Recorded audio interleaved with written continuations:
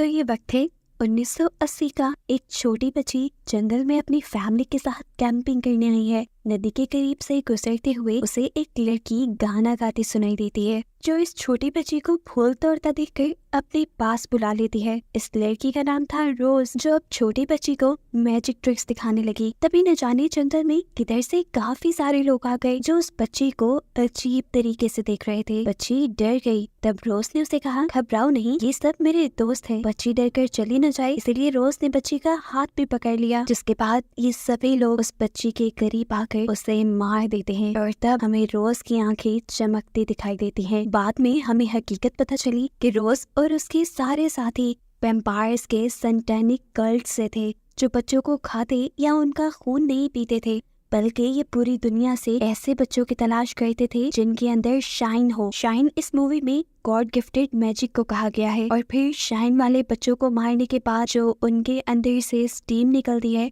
ये लोग उसको खाकर हजारों सालों तक जिंदा रहते हैं। अब सीन कट होता है और हमें ओवरलुक होटल को दिखाया जाता है, जहाँ पर एक बच्चा साइकिल चला रहा है। इस बच्चे का नाम है डैनी। अब ये डैनी नाम का बच्चा अपने होटल के वॉशरूम में एक बूढ़ी औरत का भूत देख लेता है, जो देखते ही वो बहुत ज्यादा डर चुका था। उस होटल से जब वो घर वापस लौटा तो उसने बोलना तक छोड़ दिया था। काफी दिन तक यही मामला चलता रहा। अब तो उसकी मॉम भी उसके लिए काफी परेशान रहने लगी थी। अब एक दिन उसी के शहर में उसे ओवरलुक होटल में दिखने वाली एक सोल मिलने के लिए आती है, जिसे टैनी इसलिए देख पा रहा था क्योंकि उसके अंदर भी शाइन थी, मैजिकल पावर्स थी। ये सोल उसे बताती है कि जब मैं छोटा था तो मेरे अंदर भी शाइन थी, लेकिन उसकी शाइन डैनी से कई ज्यादा गुना कम थी। इसी वजह से जब वो ओवरलुक होटल के अंदर गया तो उसे कुछ नहीं हुआ। लेकिन जब डैनी ओवरलुक होटल के अंदर गया तो वहाँ पे मौजूद सभी सोल्स जाग गईं, क्योंकि वो सारी सोल्स शाइन की भूखी थी और डैनी को मारकर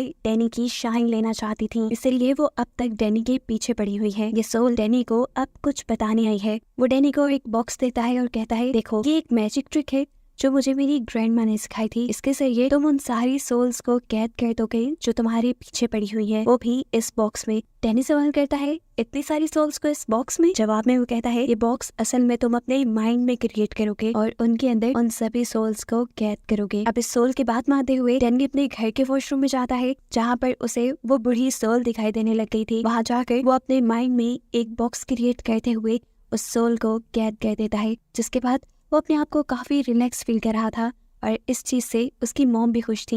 अब यही से सीन कट होकर 31 साल बाद का सीन दिखाया जाता है, जहाँ डैनी अब बड़ा हो चुका है और उसकी मॉम मर चुकी है। डैनी की लाइफ बिल्कुल बकवास थी। वो अल्कोहल एडिक्ट बन चुका था और इसी एडिक्शन के अंदर वो एक आदमी से लड़ भी जाता है। ये देखकर एक लड़की उससे काफी इम्प्रेस होती है और उसे अपने घर ले जाती है। सुबह में अब जब डैनी उसके साथ उठता है तो उसने देखा कि उसके वॉलेट में पैसे नहीं थे, इसलिए उसने लड़की के वॉलेट से पैसे चुरा लिए और तब उसके पास मौजूद सोल ने उसे कहा, ये तुम गलत कर रही हो। लेकिन डैनी ने उसकी बात पे ध्यान नहीं दिया। सीन कट होकर एक थिएटर के अंदर हमें एंडी नामी लड़की से मिलवाया जाता है, जिसके अंदर भी शाइन थी और वो अपने शाइन के जरिए किसी को भी हिप्नोटाइज कर सकती। वो थिएटर के अंदर कई लोगों को हिप्नोटाइज करके बेहोश कर देती है और फिर उनके वॉलेट से पैसे चुरा कर भाग जाती है। ये काम करते हुए रोज की नजर उसके ऊपर पड़ गई और उसने सोचा क्यों न इस लड़की को अपने कल्ट का मेंबर बना लिया जाए, जिससे बच्चे किडनैप करने में इन्हें आसानी होगी। अब रोज किसी तरह एंडी से मिलती है और उसे अपना कल्ट ज्वाइन करने की इनविटेशन देती है। लेकिन एंडी उनका कल्ट क्यों ज्वाइन करती और उनके साथ बच्चे किडनैप करने का काम क्यों करती? तब रोज उसे समझाती है, देखो हम वैम्पायर्स हैं और हम शाइन वाले बच्चों की स्टीम पे जिंदा रहते हैं, थोड़े बहुत नहीं बल्कि हजारों साल। ये सुनकर एंडी इम्प्रेस हो जाती है और उनका कल्ट ज्वाइन कर लेती है। शाम होने पर ये सारे वैम्पायर एंडी को अपने कल्ट में शामिल करने के लिए कुछ रिचुअल करते हैं, जिसकी वजह से एंडी को बहुत दर्द हो रहा था। इसके बाद एंडी को शाइन सुखाई जाती है, जो कि उसी बच्चे की थी जिसे मूवी के स्टार्ट में इन सब ने मारा था। और उसके बाद फाइनली एंडी इनके कल्ट का हिस्सा बन जाती है, यानी एक शाइन खाने वाली वैम्पायर बन जाती है। अब सीन कट होकर हमें एक छोटी बच्ची एब्रा को दिखाया जाता है। आज उसका बर्थडे है और बहुत सारे लोग उसकी बर्थडे पे आए हैं। उसके डैड ने एक मैजिशियन भी बुलवाया है उसके बर्थडे के लिए।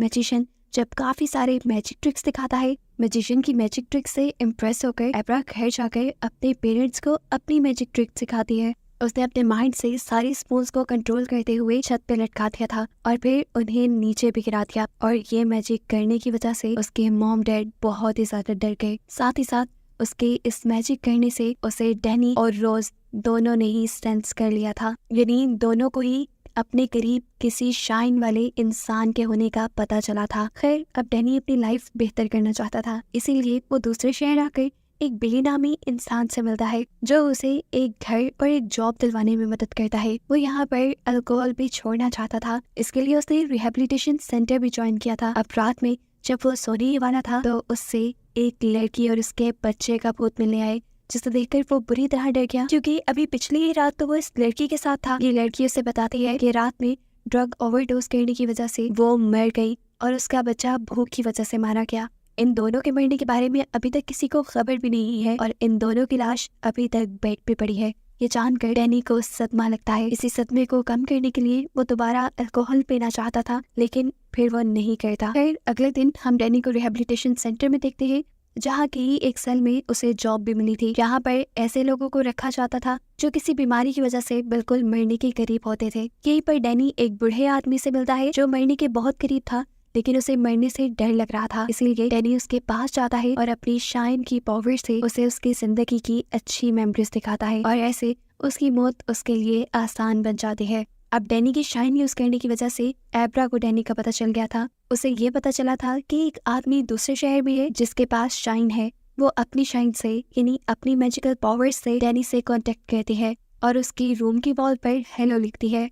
डैनी भी जान गया था कि ये काम किसी ऐसी बच्ची का है जिसके पास शाइन है। वो भी उससे बातें करने लग जाता है और एब्रा ये जानकर खुश हो जाती है कि वो दुनिया में अकेली नहीं जिसके पास शाइन है, यहाँ पर और भी बहुत से लोग हैं। खैर, अब यहाँ से कहानी 8 साल आगे जाती है और हम दोबारा डैनी को देखते हैं जो अब नशे बिल्कुल छोड़ चुका है और वो लोगों की आसान मौत में उनकी मदद करता है। यानी मौत के मुश्किल वक्त में वो लोगों को उनकी अच्छी मेमोरीज दिखाता है, जिससे उनकी मौत उनके लिए आसान बन जाती है। इसीलिए शहर में वो डॉक्टर स्लीप के नाम से मशहूर हो गया था। हमें देखने को मिलता है कि अपनी शाइन की वजह से एब्रा और डैनी दोनों रोजाना बातें करते हैं, लेकिन आज तक वो एक दूसरे से नहीं मिले। सीन कट होकर हम रोज और उसके कल्ट ग्रुप से मिलते हैं जो आजकल भूखे मर रहे थे क्योंकि शाइन वाले बच्चे उन्हें मिल नहीं रहे थे। रोज को अब पता चलता है कि उनके कल्ट ग्रुप का एक मेंबर जो लगभग 1000 साल का हो गया था, वो अब भूख की वजह से या ये कह लें कि शाइन ना मिलने की वजह से मरने वाला है। उसे बचाने के लिए रोज अब अपना थर्मस खोलती है जिसमें उसने काफी शाइन इकट्ठी की हुई थी, जो सुखाकर वो उस आदमी की जान बचाती है। जहाँ रोज का ही एक साथी एक और शाइन वाले बच्चे को आखिर ढूंढ ही लेता है, जिस बच्चे को ये लोग एंडी की मदद से हिप्नोटाइज करके किडनैप कर लेते हैं। ये लोग उसे एक करीबी पार्क में ले आते हैं और जमीन पे बांध कर रोज उसे टॉर्चर करना शुरू कर देती है और उससे निकलने वाली शाइन के ऊपर ये सभी लोग टूट पड़ते हैं। उसके दुख, टॉर्चर और दर्द को दूर बैठी एब्रा सेंस कर लेती है और बहुत ज्यादा चिल्लाती है। उस बच्चे के मरने की वजह से एब्रा को बहुत ज्यादा सदमा लगा था।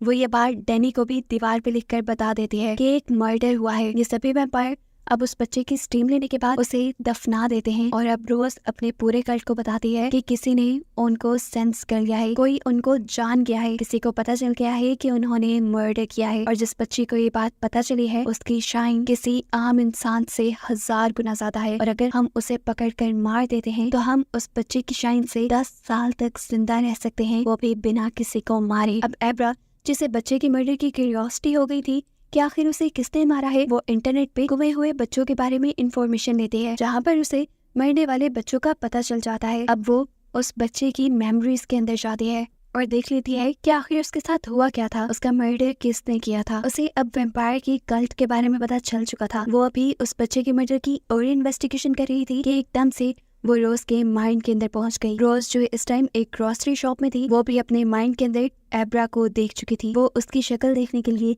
एक शीशे के पास जाती है। उसे देखते हुए वो उसे कंट्रोल करने ही वाली थी कि एब्रा ने फौरन रोज के साथ अपना कनेक्शन तोड़ दिया और इतनी अचानक से कनेक्शन टूटने पर रोज अपने आप को संभाल नहीं पाती और दूर जाकर गिरती है। रोज फौरन अपने साथी को जाकर बताती है कि हमने जितना सोचा था उस लड़की के पास उससे कहीं ज्यादा ताकत है, क्योंकि वो रोज के माइंड के अंदर से चली गई थी। अब एब्रा को उस बच्चे के मर्डर को इन्वेस्टिगेट करना था। उसे पता था कि इसमें उसकी मदद डैनी ही कर सकता है, इसीलिए वो अगले दिन स्कूल नहीं जाती बल्कि डैनी से मिलने के लिए जाती है। डैनी भी उससे मिलकर खुश होता है और उसे बताता है जिसे एब्रा मैजिक समझ रही है उसे शाइन कहते हैं। यहाँ पर एब्रा डैनी को उस वैम्पायर कल्ट के बारे में बताती है जिसने उस बच्चे का मर्डर किया था। असल में एब्रा चाहती थी कि ये दोनों मिलकर उस बच्चे की डेड बॉडी को बाहर निकालें, जिसके बाद उस वैम्पायर गर्ल को उनके किए की सजा मिले। लेकिन डैनी इस सारे पंगे में नहीं पड़ना चाहता। वो एब्रा को भी यही मशवरा देता है कि तुम्हें भी अपनी शाइन को यूज करना बंद कर देना चाहिए, वरना वो कल्ट तुम्हें भी सेंस करके तुम्हें भी मार डालेगा। फिर इनकी ये मीटिंग यही खत्म होती है और रात होने पर अब डैनी से मिलने वही सोल आती है जो बार बार आया करती थी। वो डैनी से कहती है तुम्हें एब्रा की मदद करनी चाहिए, वरना वो कल्ट एब्रा को ढूंढ कर उसे मार देंगे। और रही बात मेरी, मैं अब हमेशा के लिए अपनी सोल्स की दुनिया में जा रहा हूँ, आइंदा मैं तुमसे कभी मिलने नहीं आऊंगा। ये सुनकर डैनी को थोड़ा दुख हुआ था, लेकिन अब उसने फैसला कर लिया था एब्रा की मदद करने का। सीन कट होकर अब हमें दिखाया जाता है कि वैम्पायर रोज अपनी बॉडी से अपनी सोल को अलग कर लेती है और फिर आसमानों में उड़ते हुए एब्रा की शाइन पावर को सेंस करते हुए उसके घर में घुस आती है। वो उसकी मेमोरीज में जाकर उसे कंट्रोल करके उसे मारना चाहती थी, लेकिन एब्रा तो उसके आने के बारे में पहले से ही जानती थी, इसलिए एब्रा ने उसके लिए एक जाल बिछाया हुआ था। जैसे ही रोज उसकी मेमोरीज के अंदर जाती है, एब्रा उसके हाथ को पकड़ लेती है, जिससे रोज को बहुत ज्यादा दर्द होता है और वो बिना यहाँ कुछ भी किए फौरन यहाँ से भाग जाती है। यहाँ आने पर उसे पता चलता है कि अब उसके कल्ट के कोर मेंबर जो कि काफी बूढ़े हो चुके थे वो मर रहे हैं, क्योंकि इनके पास टीम बची ही नहीं। एंडी से पूछती है ये क्या हो रहा है, तुमने तो कहा था कि हम लोग मरते नहीं है। तब रोज बताती है ऐसा नहीं था, मैंने तुम्हें ये बताया था कि हम लोग जितनी ज्यादा स्टीम लेते हैं उतना ज्यादा जिंदा रहते हैं। इन्हीं की बातों के दौरान ये देखते हैं कि इनके ग्रैंडपा मारे जाते हैं और रोज और उसके सारे साथी उनकी बॉडी से निकलने वाली स्टीम को खा जाते हैं। यहाँ पर रोज का साथी उसे बताता है कि हम एब्रा को ढूंढने के लिए जा रहे हैं, लेकिन हम तुम्हें साथ नहीं ले जा सकते क्योंकि वो तुम्हारे माइंड को कंट्रोल कर सकती है और फिर हमारा प्लान भी जान सकते हैं। जहाँ अब एब्रा भी अपनी शाइन के जरिए डैनी से कांटेक्ट करती है और उसे बताती है कि उसने रोज के माइंड को काबू कर लिया था, जिससे उसे ये पता चला है कि ये लोग किसी भी वक्त एब्रा को पकड़ने के लिए आ रहे हैं। और ये बात जानते ही डैनी फौरन उसकी मदद को आने का डिसाइड करता है। डैनी अभी अपने दोस्त के साथ रास्ते में ही था कि एब्रा अपनी सोल को अपनी बॉडी से अलग करते हुए इनकी गाड़ी में इनके साथ आ गई। उसने डैनी को बताया कि मैंने एक न्यू ट्रिक सीखी है जिसकी मदद से मैं किसी के भी माइंड में जाकर उसके माइंड को कंट्रोल कर सकती हूँ। ये कहते ही वो डैनी के माइंड के अंदर चली जाती है, जहाँ उसे बहुत सारे बॉक्सेस और ओवरलुक होटल दिखाई देता है। खैर अब ये लोग पहुंच जाते हैं उसी जगह पर जहाँ पे वैम्पायर्स के ग्रुप ने उस बच्चे को दफनाया था। यहाँ डैनी का जो दोस्त उनके साथ आया था उसे बिल्कुल नहीं समझ आ रही थी कि डैनी और एब्रा क्या करना चाह रहे हैं, लेकिन फिर भी वो उनकी मदद करता है। और जब ये लोग उस बच्चे की लाश को जमीन से निकाल लेते हैं तो डैनी का दोस्त भी अब डैनी पे यकीन करने लगा था कि उसके पास कुछ तो पावर्स थे। ये मिशन इतना बड़ा था कि एब्रा अपने मॉम डैड को बताए बगैर तो कर नहीं सकती थी, इसलिए सुबह होने पर वो डैनी और डैनी के दोस्त को अपने घर ले जाती है और अपने डैड के माइंड को कंट्रोल करते हुए उसे उस बच्चे के मर्डर की सारी स्टोरी दिखा देती है और उन्हें वैम्पायर के कल्ट ग्रुप के बारे में भी बता देती है। एब्रा चाहती थी कि उन वैम्पायर के ग्रुप को पुलिस पकड़ ले, लेकिन उसके डैड कहते हैं वो ग्रुप इतने सालों से जिंदा है, उन्होंने पुलिस का कोई जुगाड़ तो किया ही होगा, बेहतर यही है कि हम लोग खुद उन वैम्पायर्स को मारे। अब एब्रा अपनी पावर्स से उस कल्ट की लोकेशन को जान लेती है और उसे पता चलता है कि वो लोग एब्रा को ही पकड़ने के लिए आ रहे थे। अब यहाँ डैनी उन सबको धोखा देने का प्लान बनाता है। ये तीनों लड़के एब्रा को लेकर एक जंगल में आ जाते हैं और एब्रा की पावर्स को सेंस करते हुए ये पूरा कल्ट ग्रुप भी उसी जंगल में आ जाता है। यहाँ आते ही इस कल्ट को एब्रा सामने बैठी हुई दिखाई दी। एब्रा को रिलैक्स करने के लिए एंडी ने अपनी हिप्नोटाइजेशन पावर का इस्तेमाल किया और फिर उसके पास आकर उसे बेहोशी का इंजेक्शन लगा दिया। लेकिन तब ट्विस्ट ये निकला कि उसने इंजेक्शन एब्रा को नहीं बल्कि उसके एक छोटे से डैडी को लगाया था। और ये सब जो कल्ट ग्रुप देख रहे थे ये सारा एब्रा का मैजिक था। उसने अपने मैजिक के जरिए यहाँ उन्हें कुछ और दिखाया। एब्रा असल में यहाँ थी ही नहीं। एब्रा इस टाइम अपने घर पे थी और हमें देखने को मिला कि वहाँ पे भी एक वैम्पायर पहुंच गया है जो एब्रा की इस चाल को जान गया था, इसलिए उसने अपने पूरे कल्ट ग्रुप को वहीं भेजा जहाँ एब्रा ने जाल बिछाया हुआ था और खुद वो एब्रा को पकड़ने आ गया उसके घर पर। यहाँ जंगल में डैनी, एब्रा के डैड और डैनी का दोस्त था जो एक एक करके शूट करते हुए इन वैम्पायर के ग्रुप को मारना शुरू कर देते हैं। दोनों तरफ से गोलीबारी शुरू हो जाती है जिसमें ज्यादा वैम्पायर ही मारे जा रहे थे। यहाँ अब एब्रा के डैड और डैनी के दोस्त की गोलियां खत्म हो गई थी, सिर्फ डैनी की ही बंदूक में गोली थी और जिंदा भी सिर्फ एक एंडी ही बची थी। डैनी जैसे ही एंडी को मारने के लिए बंदूक उठाता है, डैनी उसे हिप्नोटाइज करते हुए सुला देती है और इससे पहले कि वो डैनी को ही मार देती, एब्रा अपनी पावर्स का यूज करते हुए डैनी को जगा देती है। अभी डैनी पूरी तरह उठा नहीं था कि एकदम से उन्हें गोली चलने की आवाज सुनाई थी और गोली लग गई एंडी को। देखने में पता चला कि ये डैनी के दोस्त ने मारी थी और मरने से पहले गुस्से में एंडी अपनी पावर्स का यूज करते हुए उस आदमी को ये कमांड दे गई कि तुम अपने आप को गोली मार लो। यह आदमी जो हिप्नोटाइज हुआ था एंडी की बात मानते हुए वो अपने आप को शूट कर देता है और यही मारा जाता है। सीन कट होकर अब एब्रा के घर का सीन दिखाया जाता है जहाँ पर इन वैम्पायर्स का एक मेंबर एब्रा को बेहोश करके यहाँ से ले जा रहा है। हालांकि वक्त पे एब्रा के डैड उसे आकर रोकने की कोशिश भी करते हैं लेकिन सब कुछ बेकार। एब्रा को जब होश आया तो उसे कार में बिठाया हुआ था और सीट बेल्ट से बांधा गया था। उसे ड्रग की ओवरडोज दी गई थी जिसकी वजह से वो होश में भी नहीं आ रही थी और ना ही अपनी पावर्स का यूज कर पा रही थी। जहाँ जब डैनी को एब्रा के किडनैप होने का पता चलता है तो वो बहुत ज्यादा अपसेट हो चुका था। इसी अपसेट माइंड के साथ वो अब काफी सालों बाद दोबारा अल्कोहल पीने का फैसला करता है लेकिन इस मर्तबा भी वो अपने आप पे कंट्रोल कर गया था और फिर उसने एब्रा को ढूंढने के लिए अपनी शाइन का इस्तेमाल किया और एब्रा को ढूंढ भी लिया। वो अपनी शाइन के जरिए एब्रा की बॉडी के अंदर चला जाता है और फिर अपने साथ बैठे हुए ड्राइवर के माइंड को कंट्रोल करते हुए उनकी गाड़ी का एक्सीडेंट करवा देता है जिसकी वजह से वो आदमी गाड़ी से बाहर निकलकर बहुत बुरी तरह मर चुका था। ऐसे ये सारे के सारे वैम्पायर्स तकरीबन मारे जा चुके थे सिवाय रोज के जिन्हें ये लोग इस मिशन में नहीं लाए थे। अब रोज अपने आप को ताकतवर बनाने के लिए अपनी थर्मस में स्टोर की हुई सारी की सारी स्टीम ले लेती है जिसके बाद वो एब्रा और डैनी से बदला लेने का फैसला करती है। डैनी एब्रा को बताता है कि रोज अब बहुत ज्यादा ताकतवर हो गई है और वो हम दोनों को नहीं छोड़ेगी लेकिन उसे मजा चुकाने के लिए मैं एक ऐसी जगह जा रहा हूँ जो जगह शाइन वाले लोगों के लिए बहुत ज्यादा खतरनाक है और वो है ओवरलुक होटल जहाँ से बहुत सारी सोल्स डैनी के पीछे पड़ी थी। डैनी का मानना था कि अगर ये शाइन वाले लोगों के लिए खतरनाक है तो वैम्पायर के लिए तो शायद और भी ज्यादा खतरनाक हो। इस होटल में आते ही डैनी बॉयलर रूम में जाकर बॉयलर को ऑन कर देता है और फिर एक बार रूम में जाता है जहाँ एक सोल उसे अल्कोहल ऑफर करती है क्योंकि सोल जानती थी डैनी एक शराबी था। डैनी अपने डैड की तरह इस शराब के लिए अपनी सोल को बेच सकता था लेकिन उसने यहाँ पे अपने सारे इमोशंस को कंट्रोल कर लिया और ऐसे सोल्स के जाल में नहीं फंसा। अब डैनी और एब्रा देखते हैं कि रोज भी इन दोनों को सेंस करते हुए इसी होटल में आ चुकी है जिसके यहाँ आते ही उसे लिफ्ट से बहुत सारा खून निकलता दिखाई देता है।